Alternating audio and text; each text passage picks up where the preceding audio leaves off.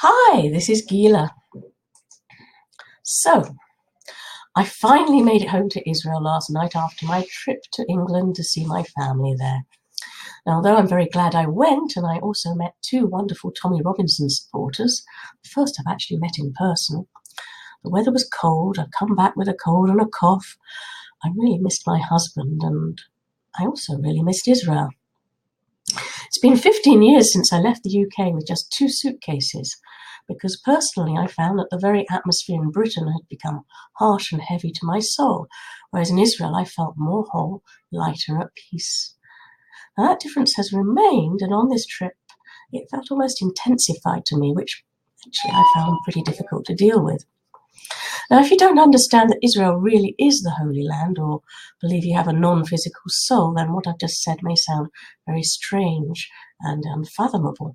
But most people who come to Israel actually do feel the difference here, especially in Jerusalem and close to the Temple Mount, the very holiest Jewish site of all, where, outrageously, Jews are still not permitted to pray without risking arrest and removal.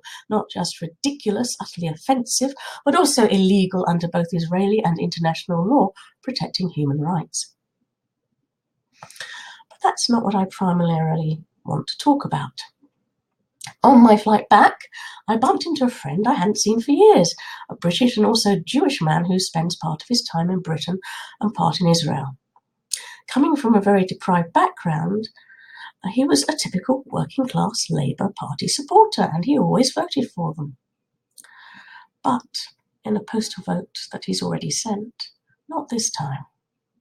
And that must have been really hard for him.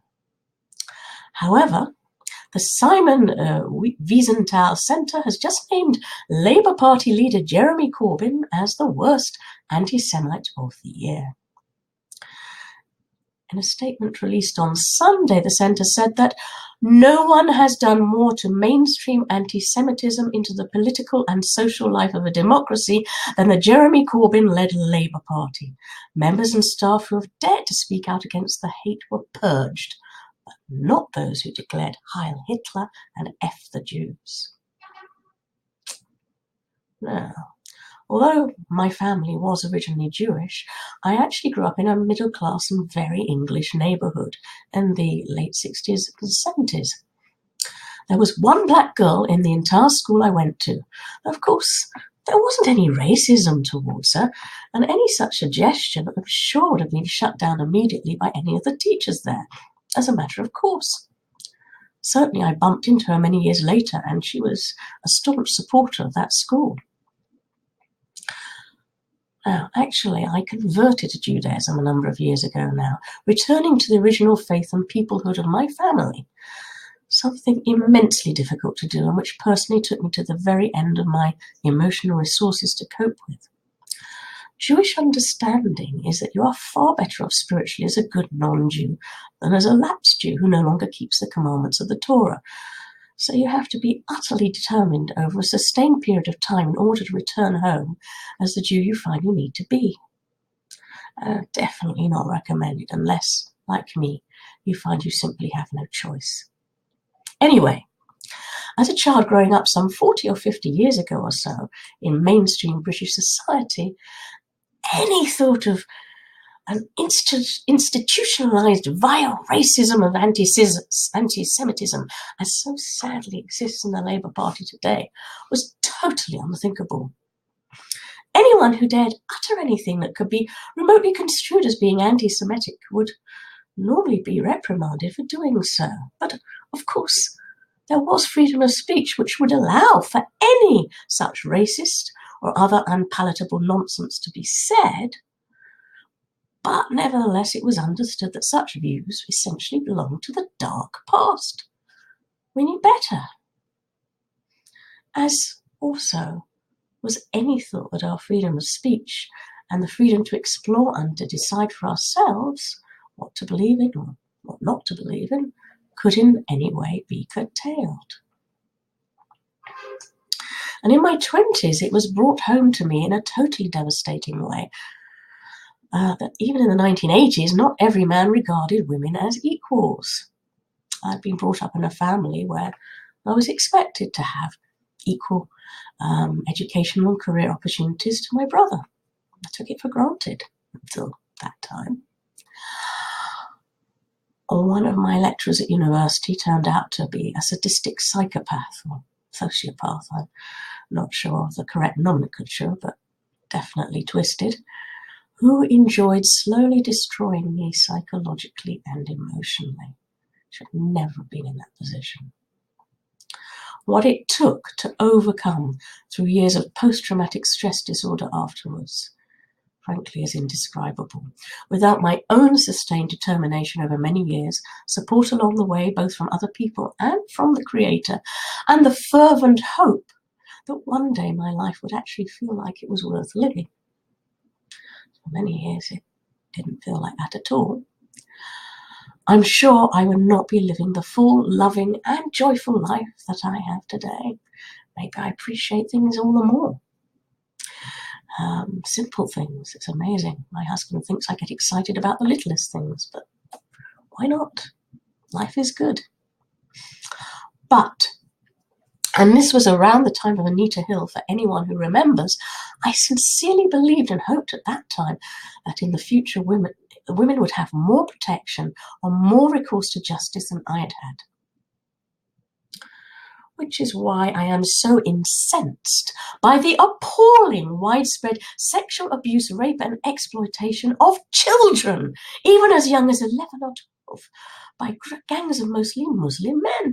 What on earth has happened to Britain? But it's not just the destruction of their young lives for many years to come at such a vulnerable age that is beyond disgusting. It is the deliberate blind eye taken by authorities and police for years, simply because they feared being labelled as racists. What was done to these young girls considered white trash by the clearly racist perpetrators themselves? Racism isn't confined to any one group or society, or against any one group or society. So name it for what it is. So what was done to them, tragically, I fear is happening to many more victims, but we are not being told about it. Wonder what's happening in London in particular.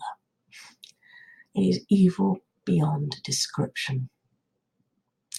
So, whoever you'd normally vote for, if you vote for today's Labour Party in the election tomorrow, and be aware that there is a sustained and well-coordinated effort among the growing Muslim population to make sure that as many Muslims as possible vote for Labour, you are not just voting for the appalling racism of anti-Semitism, which should never be tolerated by any civilized society. You are voting for the continued rape and abuse of British non-Muslim children, which is actually allowed under Islamic ideology. You are voting for open borders and the importation of even more Muslim immigrants coming from a culture of supremacist intolerance, totally opposed to British freedoms and human rights. You are voting for what remains of British freedoms today, including that all-important freedom of speech to go down the toilet, and eventually for your children and grandchildren to live under an oppressive, humiliating, and totally unjust Islamic caliphate run under Sharia law. That is, if they survive the civil war that's likely to occur first, as happened in Lebanon once Muslims became the majority there. Remember, Muslims may be 8% today, officially, but have a much higher birth rate than non-Muslims in Britain. Finally, of course, the problem with Islam is bad ideology. Not with most Muslims as human beings. I have some wonderful memories of Muslim family I knew many years ago in Britain. And many Muslims live good lives despite the deep ethical flaws in their belief system. But I will only respect Islam as a political ideology as much as Islam respects me, a non-Muslim Jewish woman. Judaism and Christianity both contain the golden rule of treating all people, irrespective of differences or beliefs, with sensitivity and respect. Islam does not. And respect works two ways, equally. So if you're Muslim, don't you ever complain again about the nonsense of so-called Islamophobia without facing and dealing honestly with the supremacism, hatred and bigotry towards non-Muslims contained within Islamic ideology first. As probably the most famous Jew in history once told us some 2,000 years ago, don't complain about the speck of wood in your neighbour's eye without attending first of all to the huge plank in your own. So, if you're British and can, please vote tomorrow, even if you don't usually do so. Whatever it takes, get out there and do it. Please vote wisely, according to the particular circumstances in your own constituency. But please, whoever you vote for, don't, under any circumstances, vote for today's Labour Party under Corbyn. Thank you so much for listening. Have a good day, a good week. I'm hoping and praying for a good result for freedom, democracy, and human rights in the election tomorrow in Britain. Goodbye.